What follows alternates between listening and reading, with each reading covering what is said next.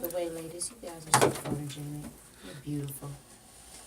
Looking at these pictures that you put. Yeah, you need to go some.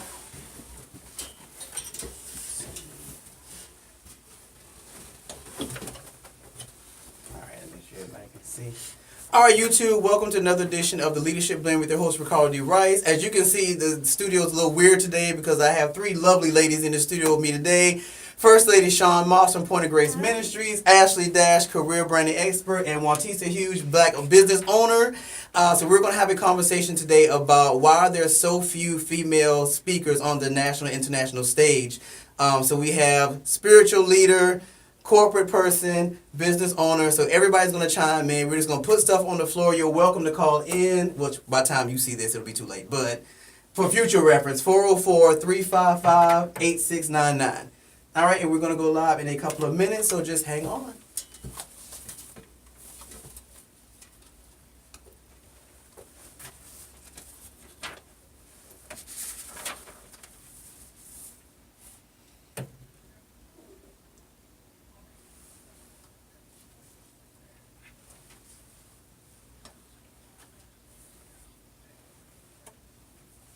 All right, so y'all got to share that mic.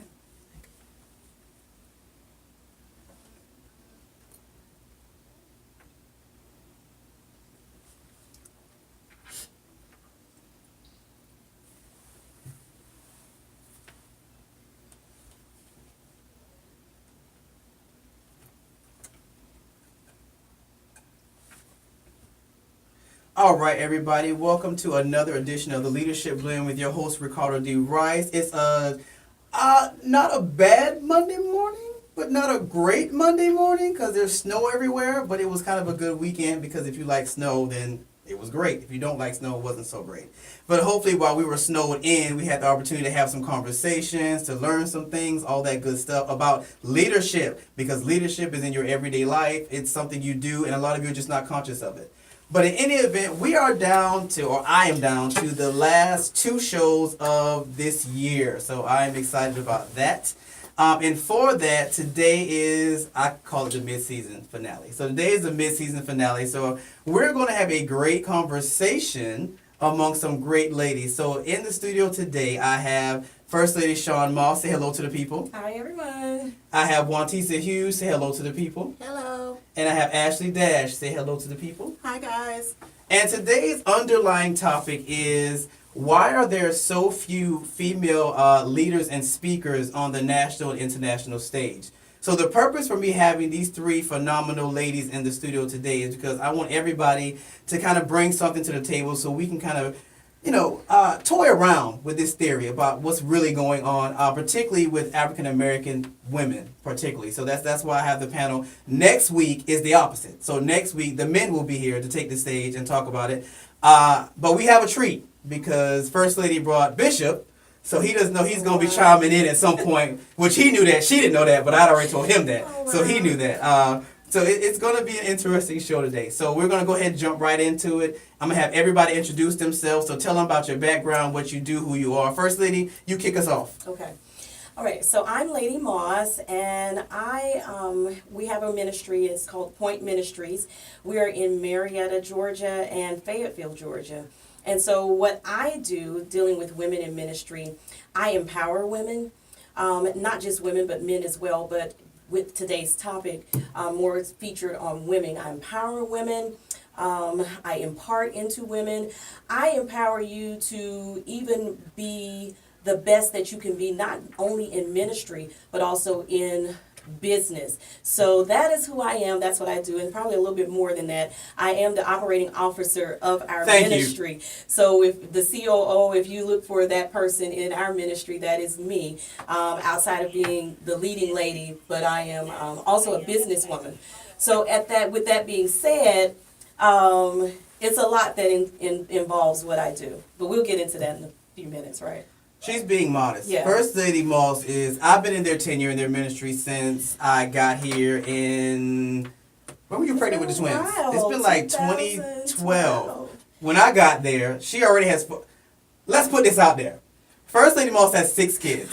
And if you're watching us on Facebook Live, which I'm trying to get mine up and running at the moment, but if you watch us on YouTube, you can see her. She looks amazing, and the way that she looks in the studio is the way she always looks. So she's always this poised, she's always this eloquent. It's just who she is, and that's why I fell in love with her, and that's why she's here today, because I knew that she would be able to give us a perspective that not just God said, God said, God said. She's educated. She's been to college. When we were in the ministry, she was unlike any first lady I'd ever seen. She can actually hold a conversation. Not to say that first ladies can't, but they have an apostolic and holiness church. So for people that know what kind of church that is, sometimes first lady in that arena can be a little different. We love them, but they're a little different. Yeah. So first lady, they're a little different. They're becoming more progressive, There you go. but they can be a little different. There you go. And first lady is just the complete opposite. So when I got there, she was pregnant with twins, Madison and Matthew, who are like my kids, because I was on the baby board. So, I was one of the people to watch the kids. I love kids. And to watch her be first lady, be pregnant, and still run the ministry, it was an amazing thing to watch. And it can't be done. And that's with women in ministry and in business. We do the same thing. So it doesn't hinder us from actually fulfilling what we set out. One thing about a woman, you set your mind to do something and pursue it, it can be done. You just have to set your mind to doing it. So that's me. That's who I am. Moving along. Let's move along. Moving along, because I'll be all day on her. Juantisa, Yes. let's have a go. Okay. Hello, everyone. My name is Juantisa Hughes. I am the owner of Natural Styles and Cuts over in Stockbridge, Georgia. I've been a business owner for quite some time, but of course, just like First Lady said, I wear many hats. I'm also a doctoral candidate. I aspire to have my doctorate in education with a specialization in organizational leadership, maybe in about 6 months' time, probably June or July of 2018. I'm also a licensed and ordained active associate minister of the Baptist Church Ministry, Grace Baptist Church in Stockbridge, Georgia. And I am the mother of 2 beautiful, rambunctious sons and the proud wife of a very handsome, virile man. There she goes. Roy Hughes. There she goes. There she goes. I love my man of God. So that's me. I do a lot. I wear a lot of different hats. I lead from a lot of different capacities. But more than anything, I lead from a spiritual perspective. So no matter what hat I'm wearing or what arena I'm walking in, my mission is to always lead from a spiritual perspective. And tidbit, Juantisa's actually a returning guest. She was here with my other doctor friend Natasha in, what was that, June, July? Mm-hmm. June and July. So they were in the first half, the season 1 of the Leadership Blend when I was getting started out, and they came in to support their little brother. Yeah, I'm the little brother. I'm not going to say big. The little brother. And we all met because we were in a doctorate program at Argosy University, Organizational Leadership, and we just took to each other. And I will tell anybody that's pursuing a master's or a doctorate, get to know your cohort, because we are still friends. Most of us that were in that program, we haven't finished yet, but we all in dissertation. So, and we just stayed together and we stuck it out. And Dr. Wheat was with us, and it was just an amazing experience. All right, Miss Dash. Hi guys, Ashley Dash here. I always say your favorite career branding expert. What I am here and what I do is I help what I call brilliant business professionals and frustrated job seekers increase their confidence and really find the job that they really love and make the money that we all know that we can make or we should be making. So that's really what I do and how I get down. I'm really straight to the point, pretty blunt. So I'm very excited and interested to have this conversation today. Yeah. All right, and backstory on Ashley. Me and Ashley met at and she's also a returning guest. You was just here like 3 weeks ago. Yeah. Yeah, she was just here like 3 weeks ago, and she's a career brand expert. We met at the Now Group Networking Opportunity Weekly that meets at Marietta at my job, Andretti's. And she just has this larger life personality, and you just meet her and you're just like, wow, you just want to be around her. Then when you find out she knows what she's talking about, she's the bomb, you're like, oh, so you know what you're doing. So that's kind of what happened, and here we are. All right, so let's jump right into it, ladies. So again, the underlying theme is to really get to the bottom of why we think there are so few women leaders, and I'll take it even farther and say minority women on the national stage and the international stage. So what does that mean? That means traveling the world, talking about leadership, being in front of large groups, things of that magnitude. So, who wants to kick it off? And anybody got some first thoughts before I throw some out there? Throw some out here. Well, I got to throw some out there. All right, so let's start with spiritual leadership. First lady, you kick it off because you are a first lady. Do you think? All right, so let's say this. There's a different dynamic in ministries. So you have women who are pastors without a husband.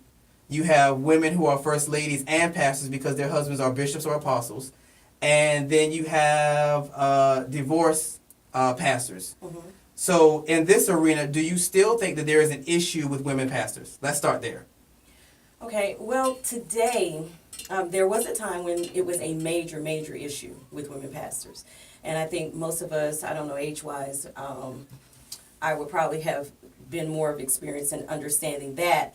But then it's more acceptable today, women as pastors. However, if you deal with a shortage, I believe the shortage issue may not be with them pastoring or being accepted as pastors, but being comfortable in the capacity that they actually walk in and they serve. So you have a lot of women pastors who are out here and they're not comfortable because they feel like they're competing all the time.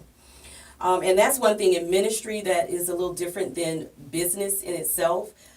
Is that when you're dealing with just direct ministry, you do have that place where you get where there may be this competition level that women may not feel like they're able to stand up to or be able to actually compete against the next woman or man. So just like in the business world, the playing grounds are not always, it's not even. It's the same way in church. In ministry, it's not even.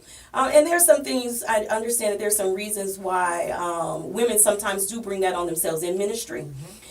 Because we understand that we're leading men and women at the same time. So understanding how to do that, it's just like in business. You have to understand when you're supervising or you have a group of people that you're leading or your team, that although they may be different genders, that at the same time they all have a place and they have a position within that place. So there is, I think, more so a shortage of women. Well, the church has always been known to have more women than men. That's right. Let's segue there. Yeah. Let's segue there. All right. I'm gonna shift it to you real quick because when I met you, you and your husband wasn't saved and he wasn't really going to church like that. That's and right. So how did that dynamic work out for you? Because you were still going faithfully, but he wasn't going. So how did that work for you? Because then we get into why are there so few men in church? I cannot necessarily say why there are so few men in church. If we talk about it from a spiritual perspective, then we get a little deep. I understand that, the enemy's his desire is to attack the head. And if he can attack the head, then he has access to the body. And so I feel like what has happened is that our men, with the warrior mentality that they have, whether it's directed in the right way or the wrong way, it's something that's innately in them. And a lot of times it's very difficult for men to succumb to the leadership of other men or women in the pulpit. A lot of times men feel like, especially when we talk about finances and things of that nature, you're making that man rich, you're paying your tithe. To adhere to the principles is many times it's really difficult for men to do. But I think that a man would better weigh in on that situation. But I can say for me and mine, with my family, yes, I was faithful. But there are also some things that you have to look at in terms of what you were reared in, what you were required to do, what your experiences were. When we married, I was always faithful, always attending. And my husband at the time when we met, he was not. However, he was no stranger to being there. He grew up, his grandparents made him go. He started out in Catholic church. I will say that there were a lot of things that probably were not explained to him in terms of the difference between being spiritual and being religious. And so when you go to a lot of different places and you subscribe to a lot of different denominations, there's confusion in there. And unfortunately, God is lost in the process. So when we got together, me being who I am and how I grew up, it conflicted with what his beliefs were, with that warrior mentality, if you will. And for me, all I knew to do was keep praying, keep pressing. But I wasn't always on the side of right because my flesh got in the way. And that caused him to probably take longer to get to where he needed to be because I kept getting in the way. So that's the difference. All right, so I'm just going to put this out there because we're getting ready to take our first break in a few minutes. Anybody's welcome to chime in today. You definitely can call in 404-355-8699, and we're going to cover an array of different topics today. The first one just happens to be spiritual. Ashley, you can chime in when we get back from break because we can go ahead and take our first break. So everybody stick around on the Leadership Blend with your host, Ricardo D. Rice. All right, ladies, so we've got through the first segment. Do you have thoughts on spiritual? I do. Okay, 'cause I know you're the Valley girl, so I know you stood I grew up in the South. on that stuff. All right, everybody, so we just got through. Family part out there. Look, was like, you know I say he way gonna give me when- the opportunity to talk about me as a woman in ministry because First Lady opened that thing up and I was Look like, here, we trying to I get was to the bottom of some double-dutching. stuff I was today. like- We trying to get to the bottom of some stuff today. We ain't got time for That's a major you know thing what? with women Yeah. in ministry and the It whole is. when she opened that up, I was like, oh yeah, we about to double dutch this Yeah, thing. yeah. It's tough. It's tough being a woman in ministry. It is more acceptable It's more these days. Mm-hmm. But depending on what arena you're in, You're it serving still it. can be the good old Yeah. boys network. Depending on what capacity, I believe it more so is. Yeah. You know, women in ministry have always served. Yeah. You know, so. Right. Right.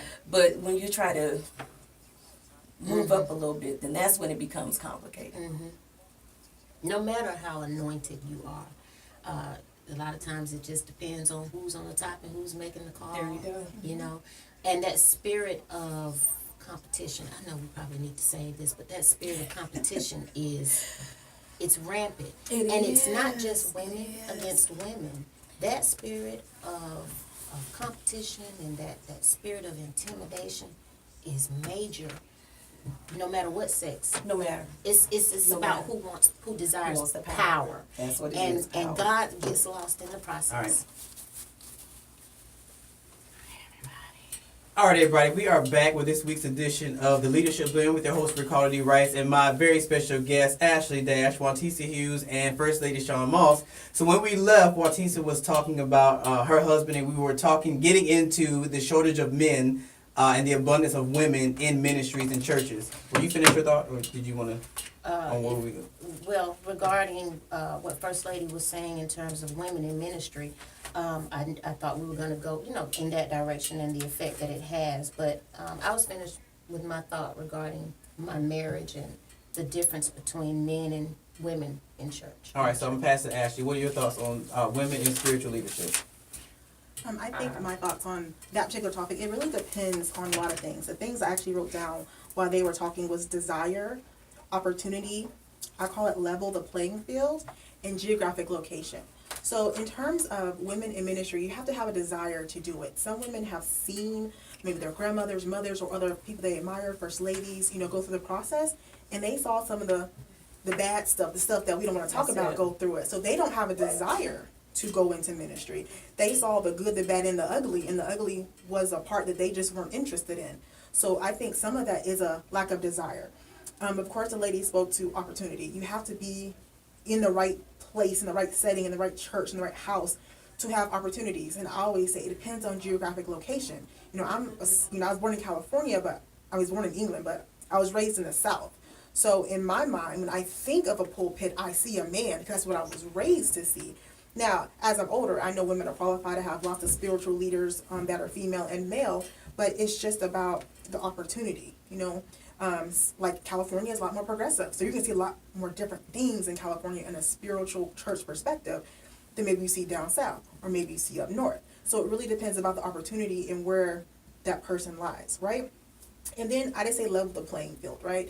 There are certain women who have a desire, they have the opportunity, but the playing field is just not level so they can get what they need. Some things are as simple as I need to get access to education, right? I need to get certified. I need to get my, my doctorate. I need to get my license. How do I get licensed? How do I make sure that the license I'm going through is the right program? Do I have the right mentor? Do I have leadership? Same thing that I say happens on the business side. You need a mentor. You need leadership. You need training. You need all of these things in both capacities. Well, so let's look at mindset. First Lady, you mentor women a lot. Mm-hmm. What is the mindset like when it comes to women preaching in the pulpit? Do they still feel like Ashley felt that this is just a men's arena and I'm just to serve and not necessarily lead? I believe the mindset now, and that's the key word you said, sir, because we were talking about it at break. When women come into ministry, they do come in to serve. Most women who began to climb up in ministry, they've served, because that's what they've always known to do. So they do serve, and then they begin to become elevated. And they find when they begin to get to that point of God is actually taking them into more, because He does take us into more. You find that there is some opposition. You get pushback. Women feel like they are oftentimes used because of their gifts and their talents and what they can offer administratively. In church ministries, more so your women are the administrators. They're the ones who actually do the clerical work. They know the ins and outs. But then one key thing that she just said was that a lot of them, they do get that brick wall, but they find that they may be qualified spiritually, but they're not qualified on the other side.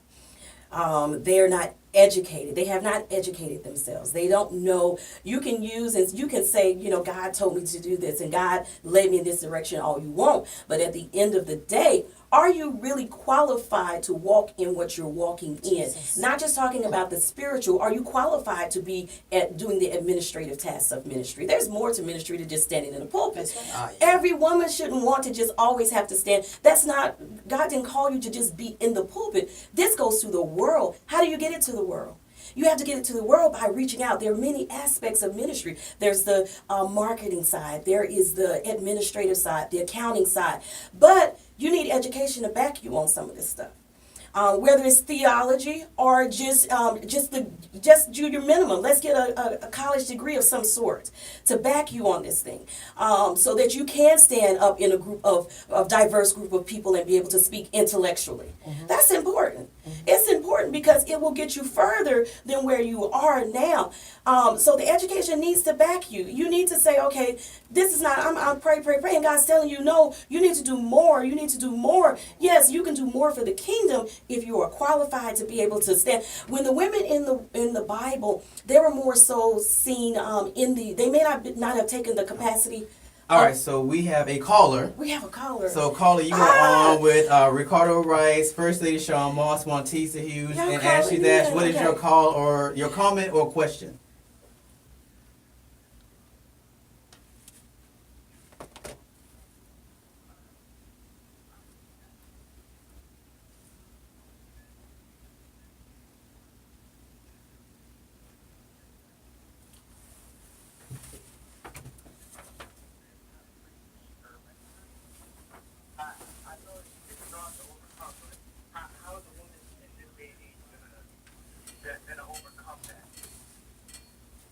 All right, who wants to? I didn't hear the entire question. I'm Can sorry. you repeat that for me one more time? Basically, I'm saying in the Bible, in 1 Timothy chapter 2, verse 11 and 12, it says that women should sit quiet and not how that bias is This is Juantisa Hughes. Let me address that, and then of course, First Lady, I would love to hear your take on it. When people read the Bible, they need to learn to read the Bible in its full harmony and not pick and choose what they want to digest. When it comes to women in ministry, you cannot say that a woman was not called to preach and teach the word, because it's all through the Bible that is the case. You have to learn and understand and study and meditate on what the reason was and what was going on at that particular time and why women were sat down.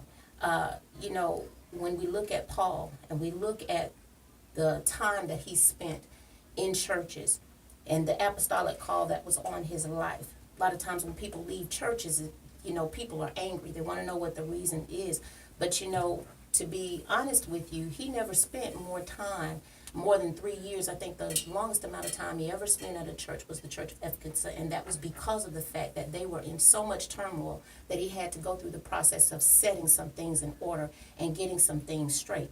At the time, the women were running amok. He had a lot of things that he had to set in place, and this was just one of the directives that was given in terms of what he needed to have done in order to set things in place.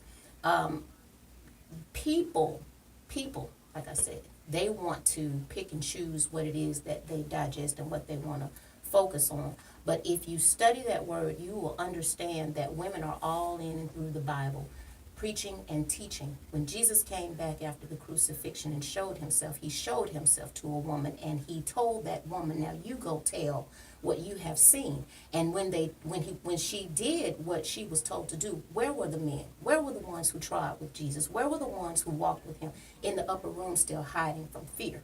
So you got to read that word in its full harmony and not just pick and choose bits and pieces. All right, First Lady, really quickly. And that was something that I was going to say, because after the crucifixion, it was the woman that became that preacher and that evangelist at that time. Absolutely. She went and spread the news. Look, what are y'all doing? He's risen. He's not there. But then we look in the Bible, it's all over. Martha went in, Mary went in to Jesus, and she was the first woman to anoint him. Yeah. So really, there is a place and a position for women in ministry, not necessarily just to stay in the office, the administrative office, but I mean to be able to have that voice, because God chooses and he uses whomever he wants. Yes. It's not up to us. We don't have to try to back and forth about did he say it or did he not. If you know, especially women in ministry, when you know that God has given you a voice, the best thing that you can do is obey what he has given you and utilize it for his glory. And so to answer your question directly, I'm going to piggyback off what she said earlier, is you can't pick and choose what you read out of the Bible. Whenever someone comes to me specifically, not to pick on you specifically, but when you come with me a Bible reference, a scriptural reference, I ask what's the context, right? We're talking about exegetical analysis, right? We're talking about what was he saying before he was talking, right?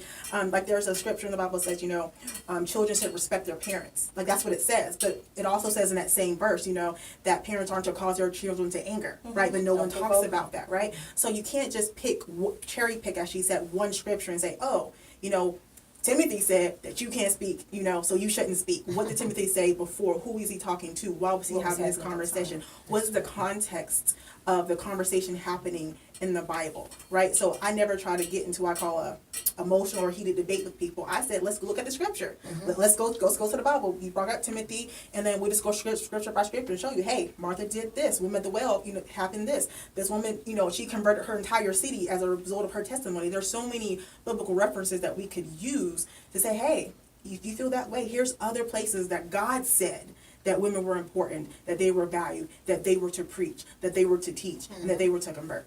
So that's mine. That's awesome. All right, caller, any other thoughts? Wonderful.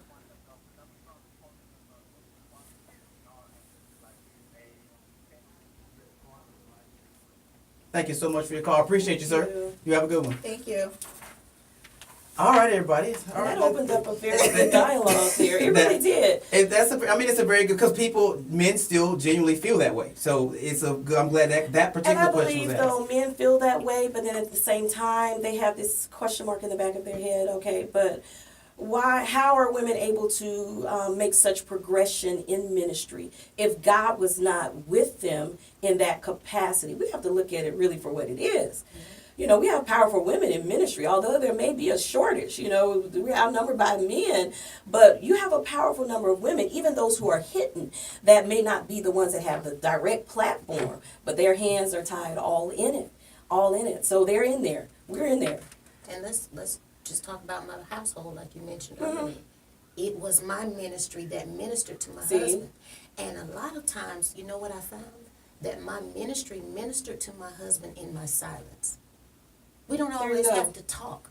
1 Peter 3 tells us that we can win someone over just by our chaste countenance. We don't have to run our mouth all the time. my silence and just me serving and doing what God told me to do spoke more to my husband and witnessed more to him than me rambling and going on and word for word. My seed was my work, my service. And in reference to that, I'm going to talk about business because Mhm. it's all to me it's all the same. It's all in It's there. all the same. And she's talking about her silence. What I heard, she said silence. What I heard was action, right? Yeah. So people don't come to me as a career branding expert because I tell them what to do. They saw my career journey. They know I was unemployed. They know I made $100,000. They knew I moved across the country, right? My actions showed them, right, what I stand for and what I am. And I think the same thing happens in business and in ministry. Your actions show, but your actions only get you to a certain point. My actions show, okay, Ashley can run a man's oh, she can get a job. How can she teach me? Go back to education. Yeah, I have a master's degree. I have a bachelor's degree. I'm in a doctorate program. I'm a certified career branding expert. You know, there's things that back up the action. It backs you up. Right? So people look at me and say, oh, she's educated. Oh, she knows how to talk to people. Oh, she's taking action. Oh, everything matches up. And plus, I have a desire. I have a desire to serve. I feel exactly what First Lady said. I have a desire to help people get jobs because I know what it's like to feel unemployed, right? That's my desire. God, I feel like God gave me that desire, but I couldn't manifest what it is unless I got trained, unless I got mentored, unless I got educated, right? Unless I got certified. So, and I think that happens, again, in business and in ministry. You need it all. You need it all. All right, so there we are, and we're going to take our second break. And when we come back, I'm actually going to pull Bishop in because that question sparked another whole thing. So I'm going to pull Bishop in to get his thoughts on it. So stick around on the Leadership Blend with your host, Ricardo D. Rice. Oh my God, I did not expect that question to come up.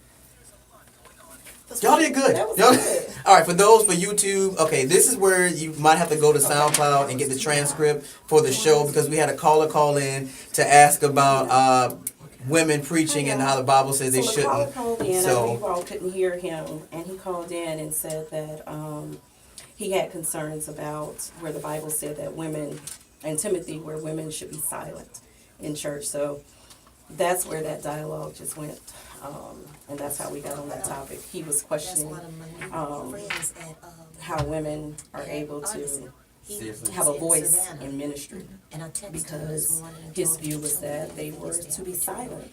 But then he said he had mixed emotions about it, and he understood better after we began to dialogue and talk about his question. Bishop Favors, how are you? Oh, I see you. And he called in. Bishop Moss. Bishop Moss. Oh no, he can just stand like either over between me and First Lady because I'm just Oh, yeah, he gonna did just good. that quick and he was coming in and just talk real quick. 36. Okay. All right, so we just had a caller call in to say about First Timothy and women not being called. All right, you can't put it there, Bishop. I got the camera going down. Bishop baby teeny girl. He was like the First Timothy thing about women being silent, and these three ladies went in a good way. I mean, they did that, but I want what you would say to that. So, Here, yeah, let me borrow yours real quick. you want my headset? No, only Oh, you have to be there.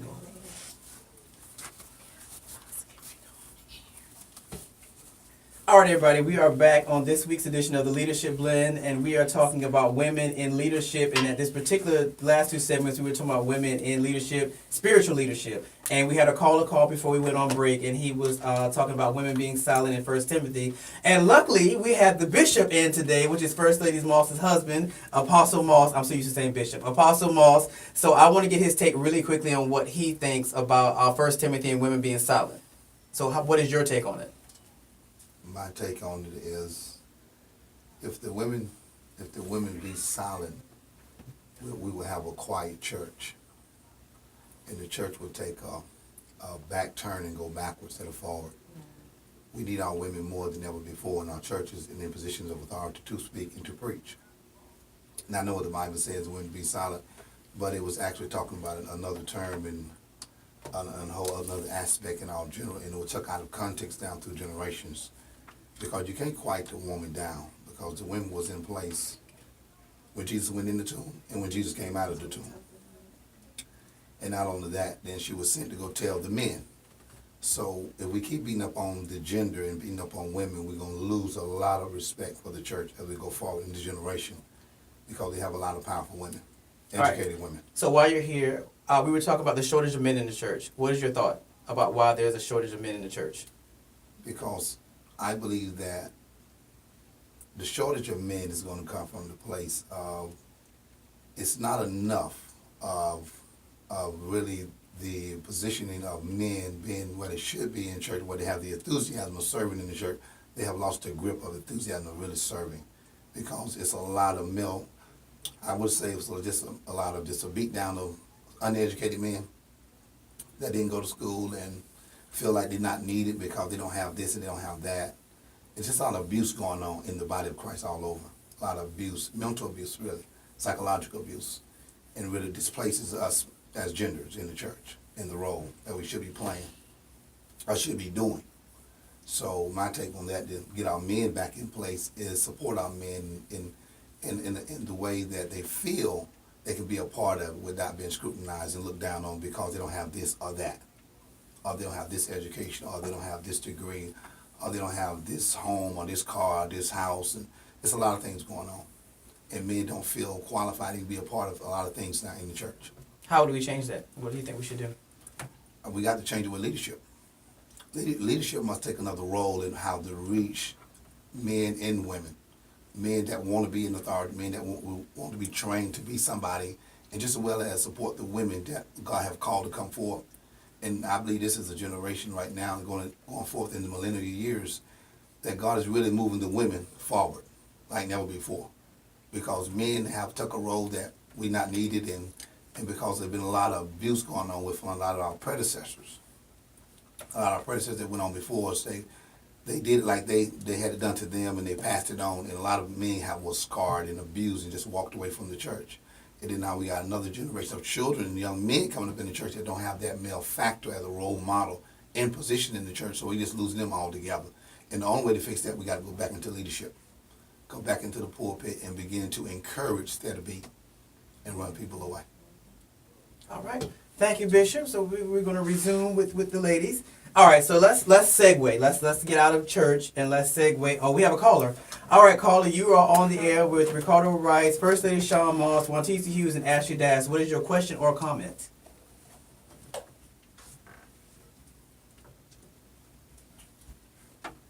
Okay, I guess we. Hi, you're on the air with Ricardo Rice and Leadership. And what is your question or comment?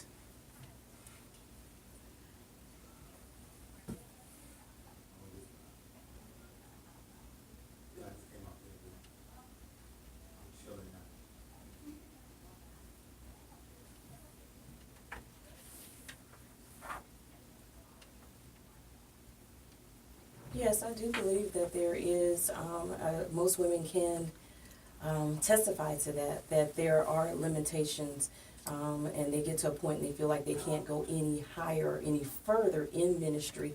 And that is because a lot of times, as my husband just spoke about, it's because sometimes it's because you're not connected in the right place and with the right people that are able to help you get past that place.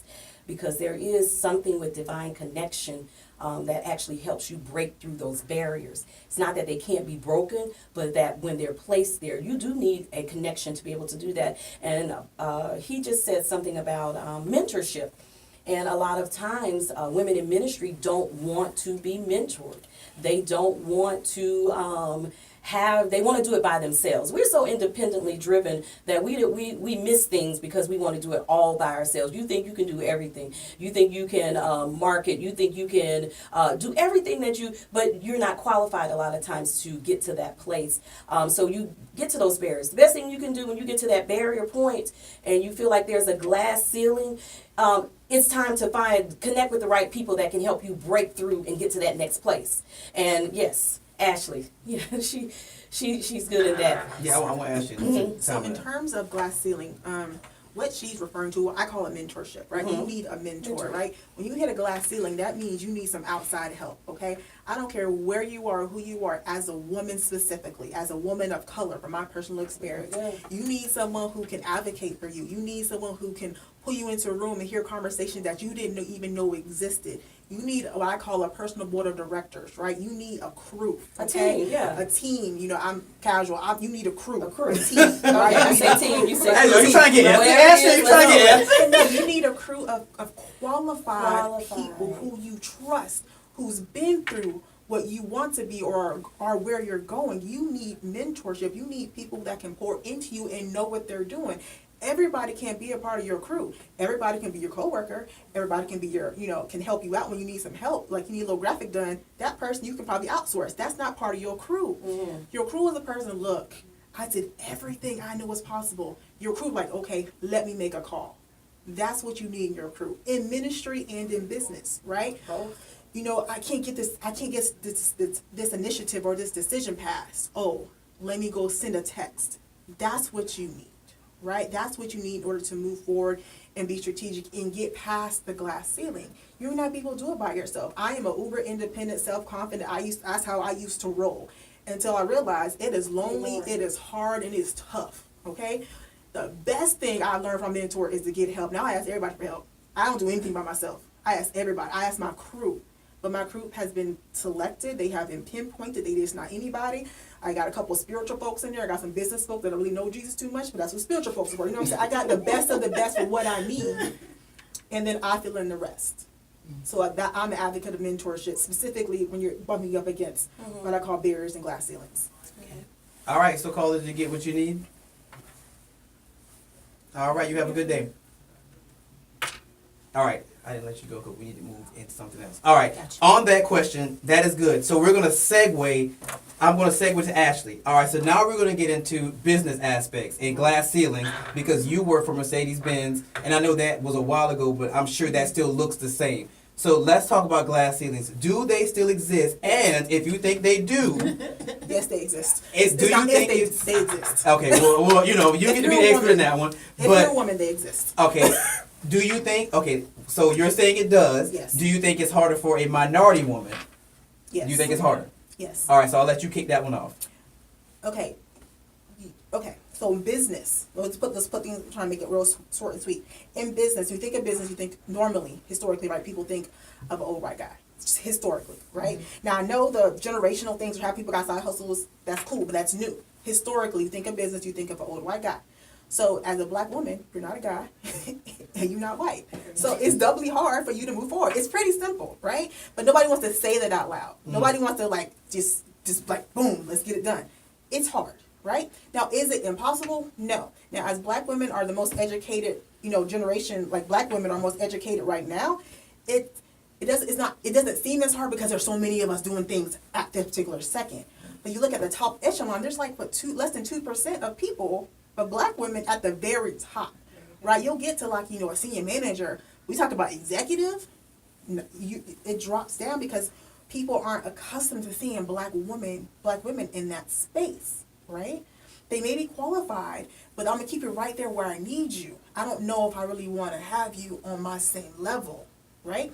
Now, I'm not saying I'm not saying this is not a white male bashing conversation, right? That's not what this is. But this is just a regular conversation. Most people, no matter who you are, regardless of race, color, they tend to hang out and hire and like people that look like them. So most of my clients look like me. They black women, right? Right, you know what I'm saying? Most of my counterparts are minorities, right? Doesn't mean I don't have any white friends. Doesn't mean I can't learn from white people. I just hang out, my crew. I want to see there may be one white person in there. I got a crew of about 7. We all black. And there's a white person, maybe like a Hispanic, and that's about it.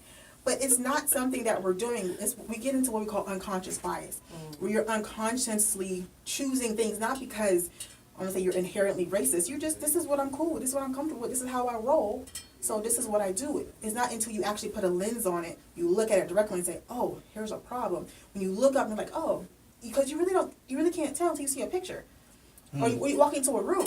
Now, as minorities, we're used to it because that's how we operate, in the world. But if you walk into a room, you know you're the only black female in that room, right? Or only black male in that room. White males normally have that problem until it's brought to their attention. But then, we really aren't diverse. So then that opens up a different conversation. And then some people are for it. They're like, okay, we need to fix it. Some people are like, I'm cool with it, right? So then you got to go. Then that starts another conversation. All right, so let me ask you a question. Do you think we do, and I'll say we because I'm a black male, you're a black female, so do you think we do ourselves a disservice by staying with the people that look like us? Or is it a matter of tackling this glass ceiling is diversifying our circles? You have to diversify. I feel like we have to diversify our circles.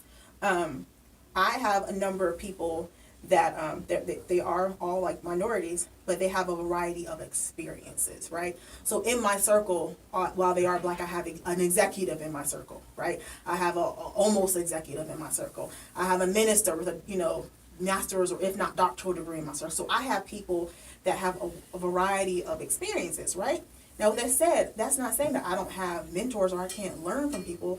Like one of my favorite people that I actually learned from, I actually talked to her on Facebook, is my old coworker. She is European, she's Romanian, right? So hey Olivia, I'll put your name right there. Hey Olivia, and she just has a breadth of experience, and she hasn't been, to my knowledge, an executive, but she just has a breadth of experience and knowledge that you just can't get. So when I have a particular question, I'm not too humble, like, hey Olivia, can you help me, right?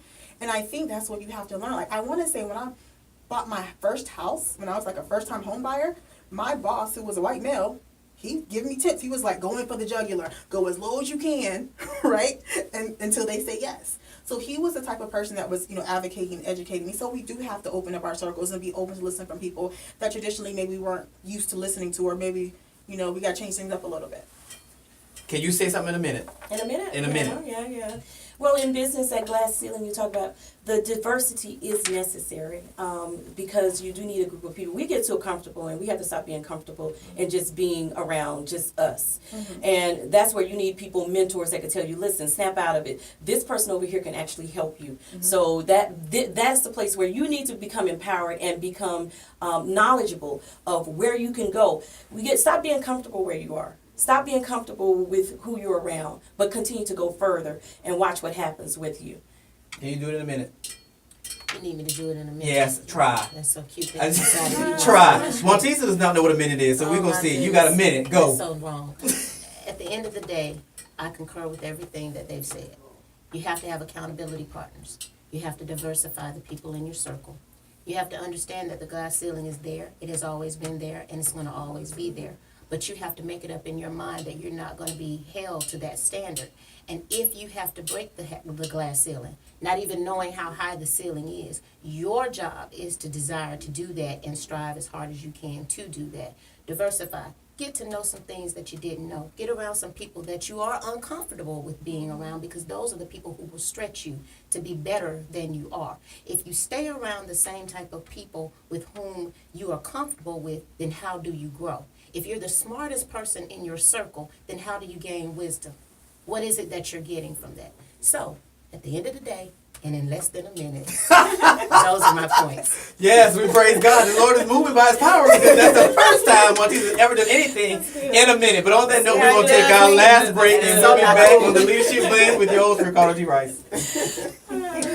You never do anything in a minute. So not cool. She never does anything in a minute. She never does anything in a minute. But she did a fabulous job. Thank you. I did a what? You did a fabulous job. I did a fabulous job. Since he tried to shut me down in a She minute. never does anything in a minute. Thank you. I'm telling you, she never does anything in a minute. Thank you. She wrapped it up. She never does anything in a minute. I'm telling you, never does anything in a minute. She's so extra. I'm just saying, you never do anything in a minute. For a minute there. All right, so Good question. all right, because we're on break, so we give tidbits. So we've had two callers. One caller about women being silent. The second caller was asking about glass ceilings in ministry and how to get above them. Again, you have to go to the SoundCloud page to hear the actual transcript and hear the callers.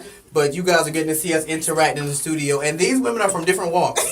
So you're seeing three women in the same room, not scratching each other's eyes out and acting a fool. So it can be done.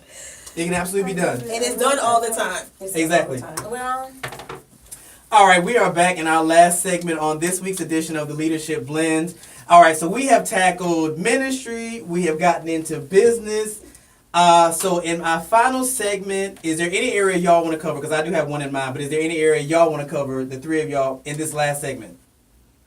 Well, one area I did want to touch on was teams. And when we began to mention about teams, knowing who's on your team.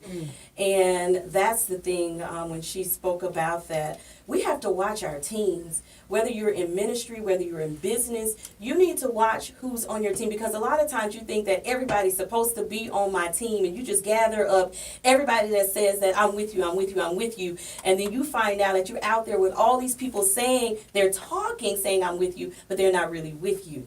So we have to step back and really really say, okay, even if it hurts, I need to check out who's on my team. If it's in ministry, if you have people surrounding you that's not for you or that's no good for your ministry, and it's no good to have a whole bunch of people and y'all not going nowhere.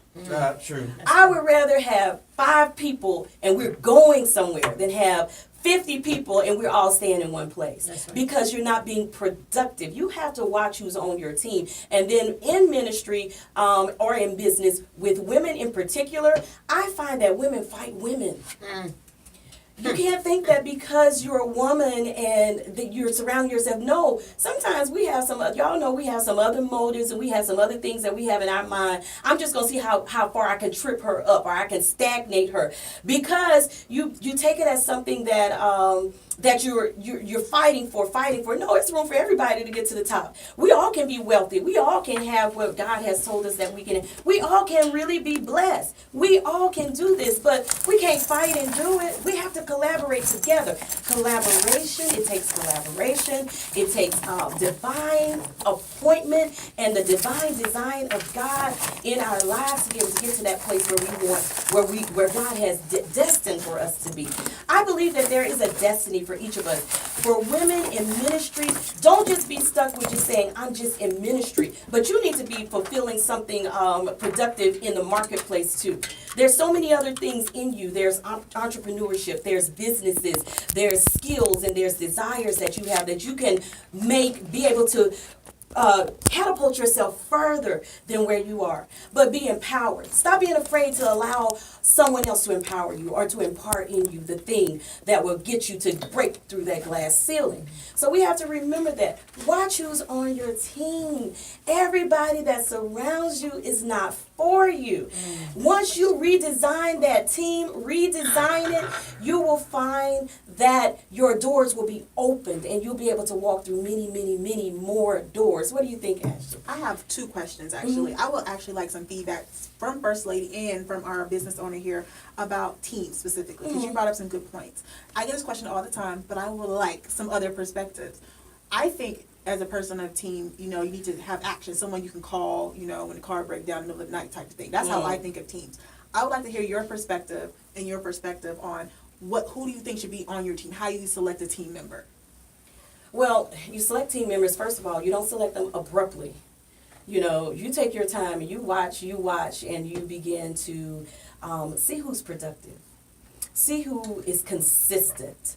See who is even going to be faithful to whatever cause that you have or whatever thing that you have set in front of them to do. See who's going to stick with it. Because a lot of people will talk and say that they're with you, like I said, and then you turn around when you really need them to be productive, you find that you have a whole lot of non-productive people surrounding you. And you can't get anywhere with non-productive people around you. Tisa?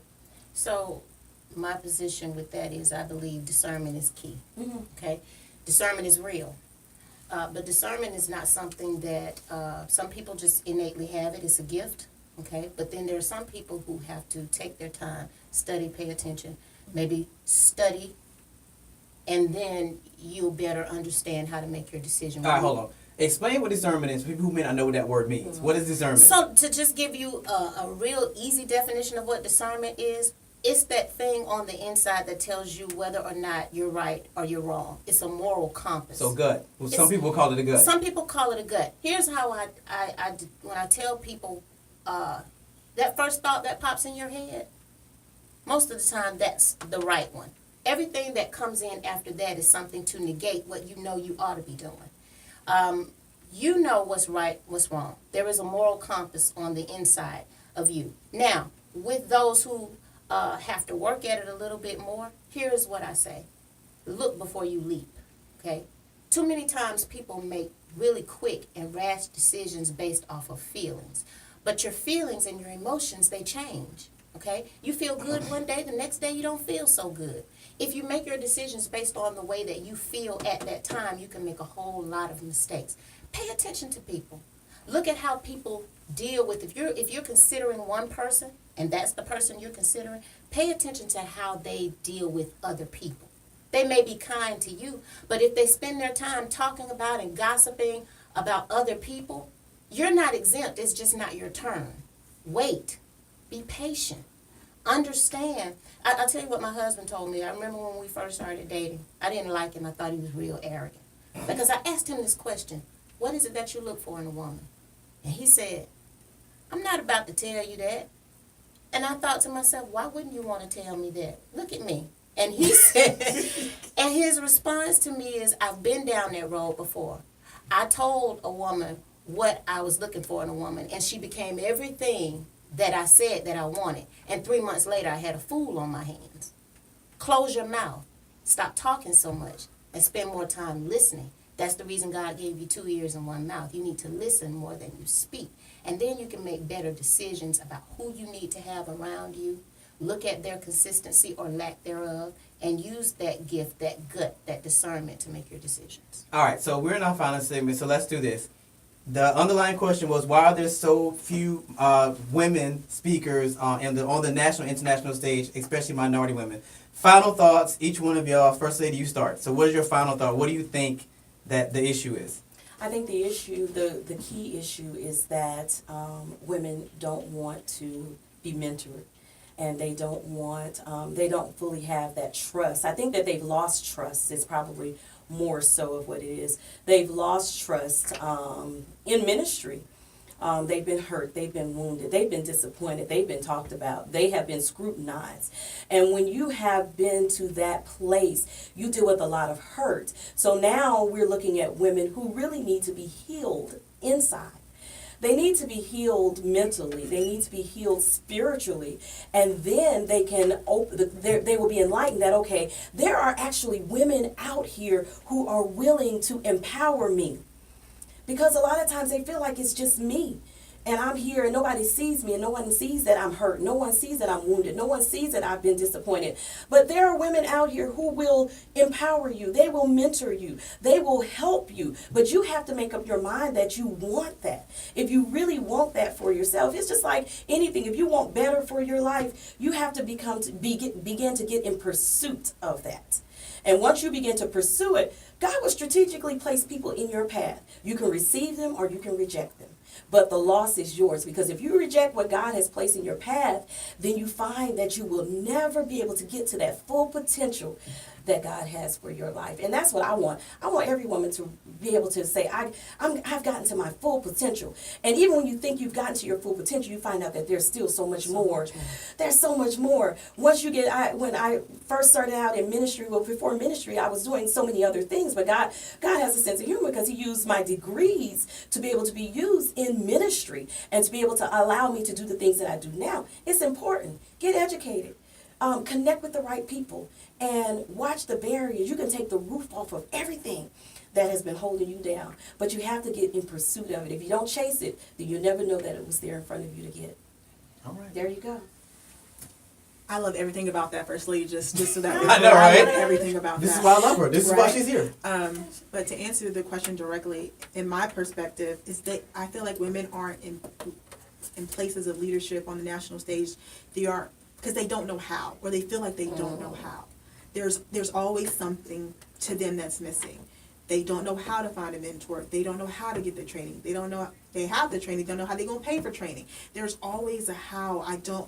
All the pieces are there, but they just can't see how to make it all work. They don't know who to talk to, who to be empowered by, how to pay for it, what's the blueprint, what it looks like. Do they trust themselves? They gone down this path by themselves again. Is it going to work? How do I know that this is the right decision?